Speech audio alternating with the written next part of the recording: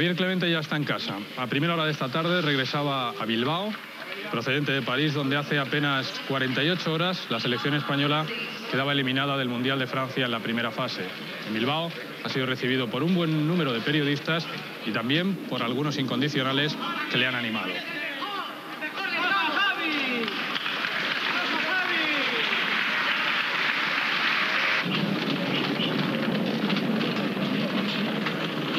El seleccionador y con el resto de los empleados y directivos de la Real Federación Española de Fútbol, toda la expedición de la selección española se encuentra ya en España.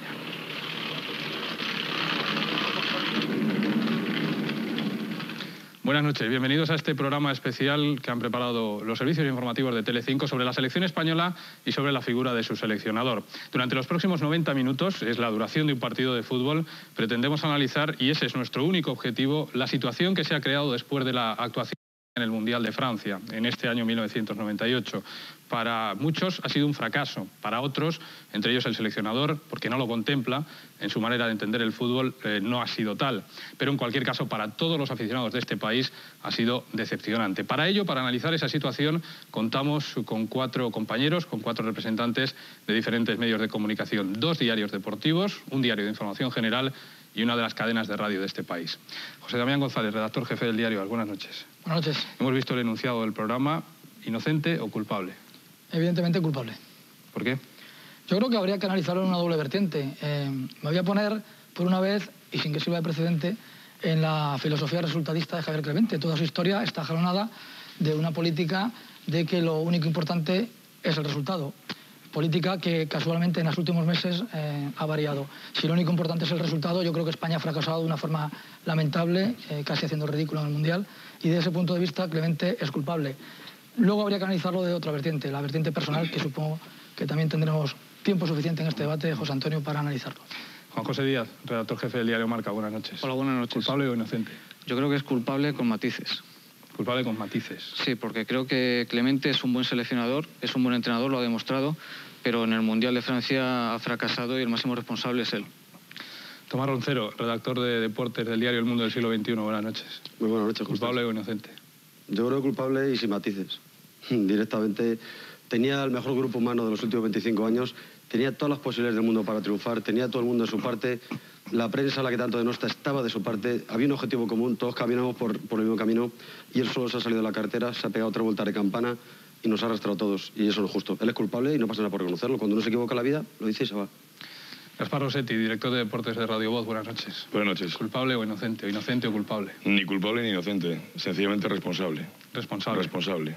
Aunque evidentemente no único responsable, sino corresponsable de la cuestión de España en este Mundial de Francia, como ha sido en el resto de su trabajo al frente de la selección española. Creo además que por otra parte me parece un título adecuado para el debate, me parece agradable incluso llevar a cabo una especie de juicio en torno a la labor de Clemente, pero si realmente se va a hacer un juicio, debo comenzar por decir que lamento que el presunto reo no esté aquí con nosotros, que es lo que realmente me gustaría que ocurriera. Y por otro lado, creo que después de lo que Clemente ha hecho con la selección española, reducirlo todo a culpable o inocente, y solo a Clemente, todo a Clemente, es reducir a la mayor de las simplezas la realidad de nuestro fútbol. Es decir, creo que el debate es mucho más profundo que reducirlo solo a Clemente culpable o Clemente inocente. Como decíamos antes, no pretendemos en ningún caso enjuiciar, establecer un juicio así, a la ligera. Queremos analizar ese estado de opinión que se ha creado en las últimas 48 horas. Ustedes además van a poder hacerlo, van a tener a su disposición 2 teléfonos para aquellos que consideren que Javier Clemente es el responsable, es el culpable de la situación de la selección española, de la actuación de la selección española en este Mundial. Ahí los tienen, es el 905 50 50 10. Y para aquellos que consideren que Javier Clemente no es el responsable, o en todo caso es inocente de esta situación, el 905 50 50 11. Y antes de entrar en debate, nos gustaría que vieran un perfil de Javier Clemente. Hemos elaborado un reportaje, nuestros compañeros Manuel Cerdán y Antonio Rubio lo hicieron antes de la disputa de este Mundial, sobre la trayectoria, sobre la vida de Javier Clemente, sobre el Javier Clemente persona y el Javier Clemente entrenador primero y seleccionador después.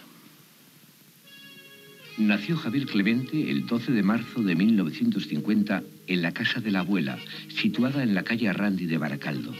un pueblo vasco trufado, como muchos otros, por el aluvión de trabajadores llegados desde otros lugares de España. Yo creo que nosotros éramos de un pueblo modesto y todos queríamos luchar y mirábamos a los vecinos de la otra parte de la ría, que en vez de en bicicleta van en coche, que todos tienen zapatos, que cuando rompen las zapatillas tienen otro par de zapatillas, que las botas de jugar eran las muy buenas y nosotros íbamos con las muy malas. Y entonces, depende en qué edad estás, siempre aspiras a cotas más altas. La familia de Clemente es de sangre navarra, vizcaína, zamorana y palentina. Un mestizaje similar al de muchas otras familias de la tierra. Su padre trabajaba en Altos Hornos. Todos le recuerdan pegado siempre al balón, obsesionado por el fútbol. No era mal estudiante. Mi padre me inculcó el fútbol, me llevaba a ver partidos porque tampoco había otras atracciones, ¿no? El único deporte que existía en aquella época en un pueblo industrial como el mío era exclusivamente el fútbol, ¿no? Clemente se apunta pronto al equipo del colegio y al de su cuadrilla. A los 15 años es ya jugador del Baracaldo, pero su valía y capacidad para el fútbol hacen que el equipo de su pueblo se le quede pequeño. Más tarde logrará entrar en los juveniles del Athletic y el 22 de septiembre de 1968, con tan solo 18 años, jugará su primer partido de la Liga. Fue contra el Elche. Entrenaba Gainza y Clemente consiguió ser titular del primer equipo después de haber demostrado su profundo sentido de la profesionalidad y sus extraordinarias cualidades como futbolista. Recuerdo que la primera vez que entró al vestuario del Athletic, cuando era juvenil, pues entró en la caseta, pues llegué el primero de todos, porque si llegas tarde, digo, igual llego tarde y no tengo ni sitio. Pues yo voy a llegar el primero, así tengo sitio. Entonces, ¿qué hice? Cuando llegué, cogí y dejé mi ropa en 2 perchas. Y casualidad, cuando empezaron a venir los míticos, pues Iríbar, Echeverría, Uriarte, Aranguren, Rojo, Aguirre, Urue. Pues yo estaba ahí esperando, ya estaba vestido, y llegó el capitán, que era Echeverría, y se fue a vestir y vio mi ropa en sus perchas. Y me dice, ¿de quién es esta ropa? Le digo, pues mía. Y dice, chaval, quita la ropa que esas son perchas mías, ¿no? Y le dije, ¿cómo? Esto es tuyo como mío. Y aunque yo acabo de llegar, esto es tuyo tanto como mío. Yo de ahí no quito la ropa. Bueno, por supuesto que la tuve que quitar, ¿no? Pero no sin dejar de oírme. Al final me oyó lo que opinaba yo de eso. Era un joven prometedor, pero su carrera se truncó a los 19 años en un aciago partido contra el Sabadell. Sufrió una entrada del peor estilo de un jugador del equipo catalán, Ramón Marañón. A partir de entonces, sufrió varios años de viacrucis, pasando por diversos quirófanos, hasta que dejó para siempre el fútbol como jugador. Era un jubilado prematuro.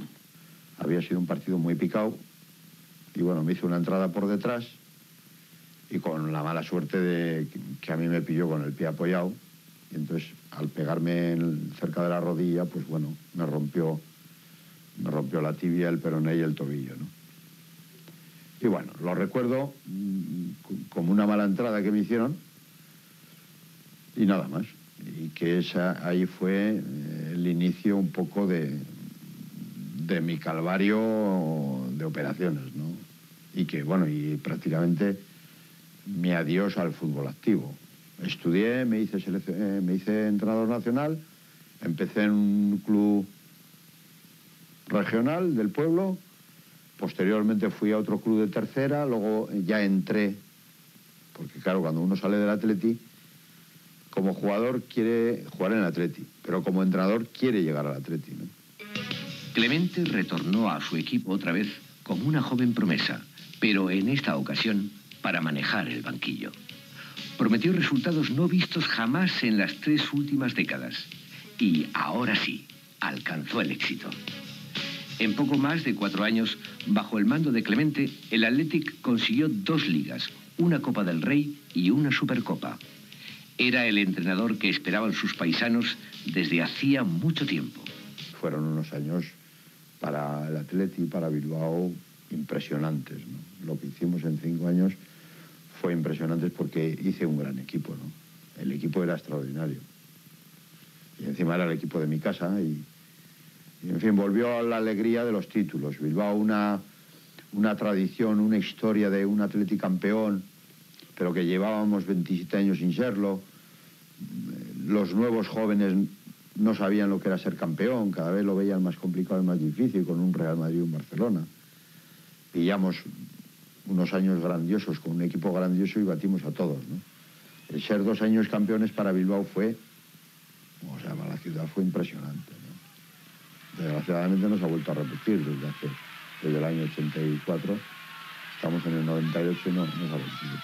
De la Gabarra me acuerdo, ojo, que fue impresionante, todas las margen izquierda y la margen derecha, pues calcularon que había 1,5 millones de personas, ¿no? Todo Vizcaya, ¿no? Y mucha gente se lo perdió en la primera y oyó hablar de ello, y entonces, como al año siguiente repetimos, dijo, pues esta vez yo no me la pierdo, y la siguiente fue todavía más tumultuosa, ¿no? Pero yo lo recuerdo un poco vagamente, ¿no? No lo recuerdo muy bien con detalle, lo tengo en vídeo, no he vuelto a ver el vídeo, no he vuelto a ver los partidos, no vuelvo a ver nunca lo que se ha ganado, jamás, ni las derrotas tampoco, no veo nada, pasó, punto, y a seguir, ¿no? Vivir del recuerdo es muy malo, aunque uno tenga muy buenos recuerdos, pero es malo. Clemente tuvo que dejar su tierra y su club, el equipo que siempre lleva en su corazón, para ofrecerse en el mercado de la Liga Española. Su paso por el Atlético de Madrid y el Español le aportará importantes experiencias y muchos enemigos. En el Español duró 3 temporadas, pero sus enfrentamientos con las estrellas provocaron su salida precipitada. En el equipo de la Ribera del Manzanares, nuevamente los choques con jugadores de calidad individual, como Baltasar y Manolo, dieron al traste con el tercer proyecto de Gil. Clemente no completó una sola temporada en el club. Con el carácter que tiene Gil, yo creo que me cesó porque en el periódico hablaba más que él y porque tenía más fuerza que él, y creo que eso era muy superior a sus fuerzas, ¿no? Su nombramiento como seleccionador nacional en junio de 1992 fue controvertido. Salió elegido en un segundo intento porque alguien evitó su nombramiento con anterioridad al relacionarle con el mundo Berchale, con el entorno de ETA. Los primeros pasos de la selección, bajo la batuta de Javier Clemente, se iniciaron con el escándalo y tímidos resultados. Eran encuentros clasificatorios para el Mundial de Estados Unidos, y en los 3 primeros enfrentamientos contra Letonia, Irlanda del Norte y Eire, solo logró modestos empates. Eso fue mi inicio en la selección. Pero como soy bastante terco, ¿no? El equipo se centró muchísimo en el trabajo. El equipo, se le insultó de tal manera al equipo que los jugadores se sintieron menospreciados. Y cuando a uno le menosprecian, lucha el doble. Cuando a uno le maltratan, se rebela, ¿no? Y los jugadores se rebelaron trabajando, se rebelaron en los partidos, se rebelaron luchando, ¿no? Nos clasificamos para Estados Unidos, nos clasificamos para Inglaterra, nos hemos clasificado para Francia, por pura reivindicación deportiva, ¿no? Italia fue el escollo que impidió a Javier Clemente acariciar el Olimpo en los mundiales de los Estados Unidos y pasar a los anales de la historia de este país como uno de sus héroes. Era un partido de cuartos de final y la selección, en este encuentro, parecía agradar a casi todos. Pero el genio de Salinas no brilló cuando España estaba empatada con Italia, fallando un gol cantado. Joder, y yo llegué a la caseta tan tranquilo, y cuando entro en la caseta veo a 22 tíos, unos llorando, otros tristes, otros, bueno, hechos trizas, ¿no? Y me volví a emocionar. Clemente nunca produce indiferencia. Sus amigos lo consideran leal, justo, entrañable, noble, honrado, recto, listo, intuitivo. Sus enemigos dicen que es violento, chulo, soberbio, terco, pero siempre cáustico y discutido. Esa es la figura de Javier Clemente, el seleccionador nacional, un repaso por su trayectoria, primero como jugador, después como entrenador de diferentes clubes hasta llegar a la selección española, en una fase que algunos piensan que después de lo de hace 48 horas, después de la eliminación en este Mundial, se ha acabado.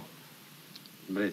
Algunos piensan, digo. Sí, no, es que evidentemente es así. O sea, vamos a ver, yo creo que lo que habría que ubicar un poquito en el debate es que Javier Clemente, desgraciadamente, yo creo que le ha faltado capacidad autocrítica.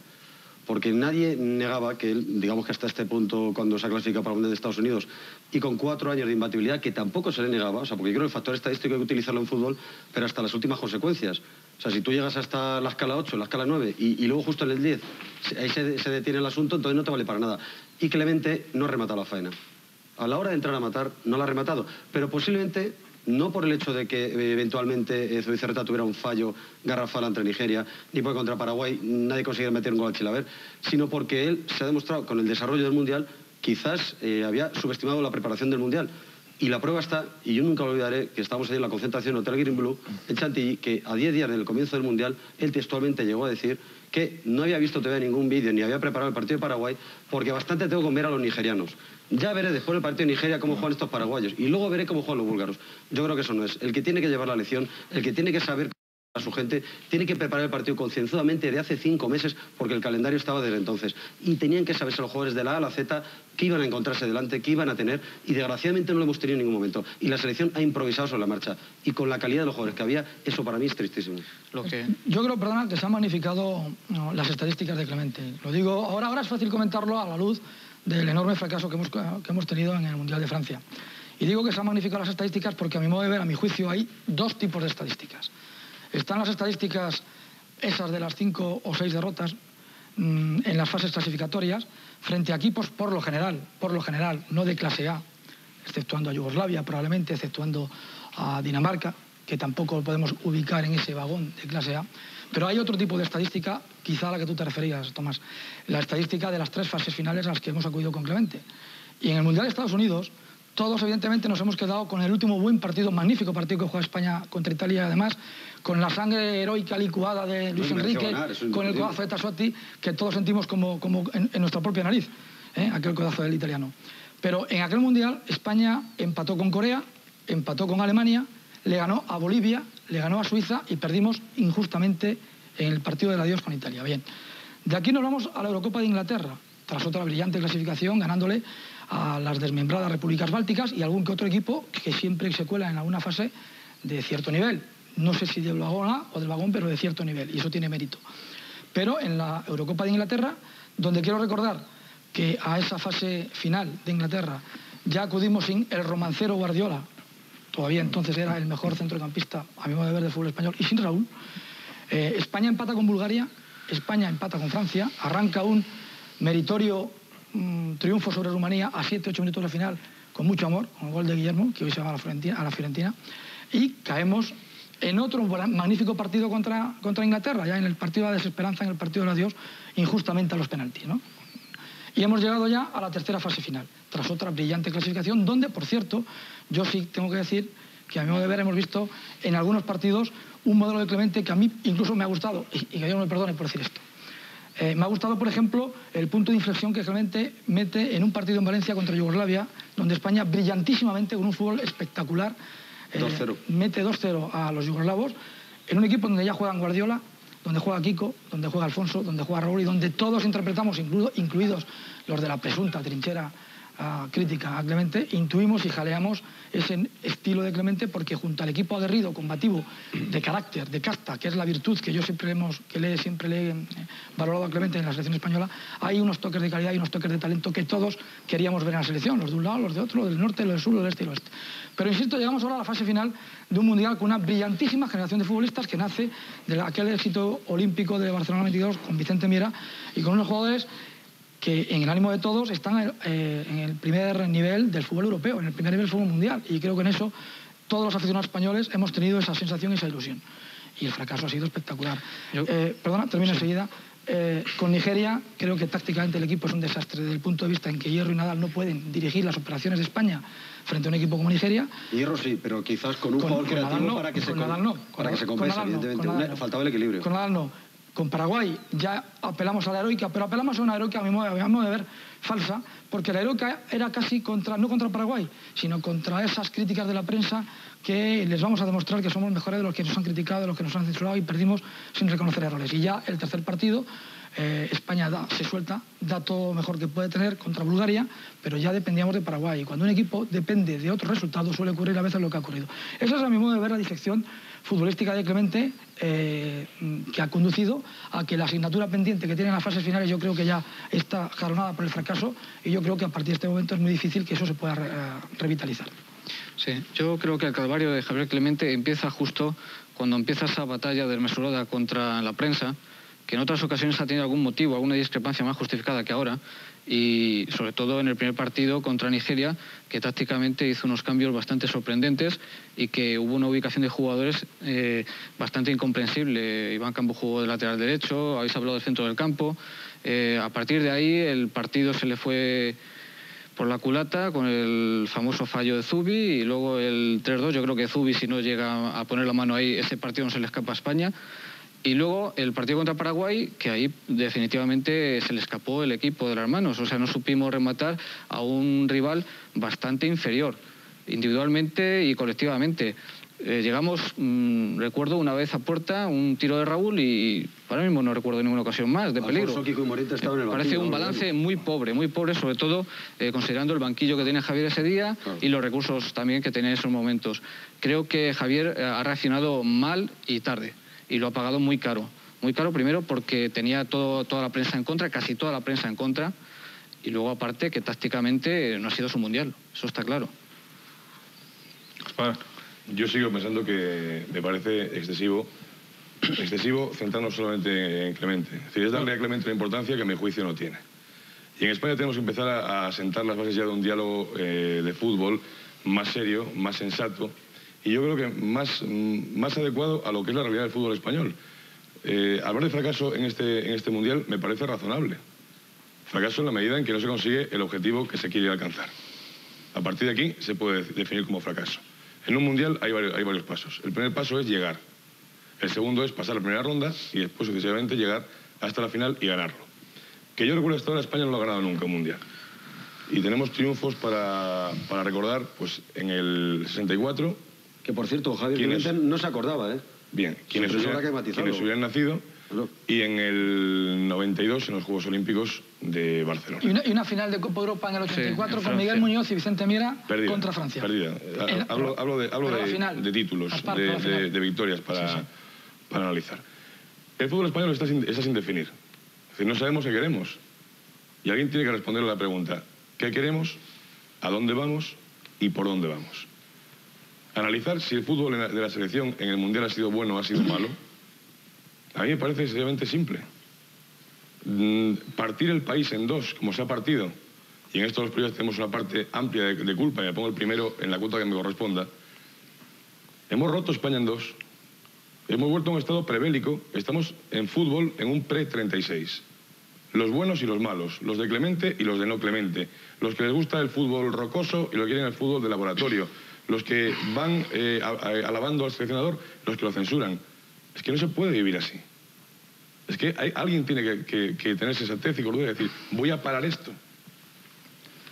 ¿Cómo es posible que dos medios de comunicación de un mismo país, con personas supuestamente bien formadas, conocedoras del fútbol, pueden opinar tan sumamente distinto de un hombre que para quien hace todo bien y para quien hace todo mal, haciendo siempre lo mismo? Es decir, lo que Clemente hace no será bueno o malo porque lo haga Clemente, será bueno o malo en sí mismo. Y España ha llevado este debate al Clemente sí o Clemente no. ¿Y quién lo ha llevado? Y yo les voy a decir una cosa, con todo el respeto del mundo: no perdamos el tiempo en debatir si Clemente sí o Clemente no, porque Clemente va a seguir, Clemente no va a dimitir y la Federación no lo va a despedir. Entonces... Con lo cual, estamos ante una situación en la que cabe analizar con mayor profundidad y mayor calado el fútbol español y saber si la culpa de un fracaso colectivo se puede resumir en una sola persona. Claro, es que nos olvidamos de los jugadores. Efectivamente. Y los jugadores en el Mundial han estado en un tono muy gris. Es que, ¿a quién salvamos de este Mundial? Claro. Sí, pero cuidado. Perdonad, ahora mismo vamos al capítulo jugadores. Hablaremos también de otro apartado que se ha analizado. Luego volvemos a donde quieras. Porque también hablaremos de las relaciones de Javier Clemente con los medios de comunicación, con un sector de ellos y en algún caso también de manera generalizada con todos nosotros. Ahora nos vamos a publicidad, enseguida regresamos. Recuerden que tienen 2 teléfonos a su disposición, si consideran a Javier Clemente responsable, si no le consideran responsable de la actuación de la selección española en este Mundial, y que ya tenemos los primeros resultados de las llamadas de nuestros espectadores. A las 12:15, un 61% de las personas que se han puesto en contacto con estos números de teléfono consideran a Javier Clemente culpable de la situación de la selección española, de la actuación de la selección española en el Mundial, y un 39%, como ven, le consideran inocente. Vamos a hacer un primer alto para publicidad y enseguida volvemos. Hasta ahora.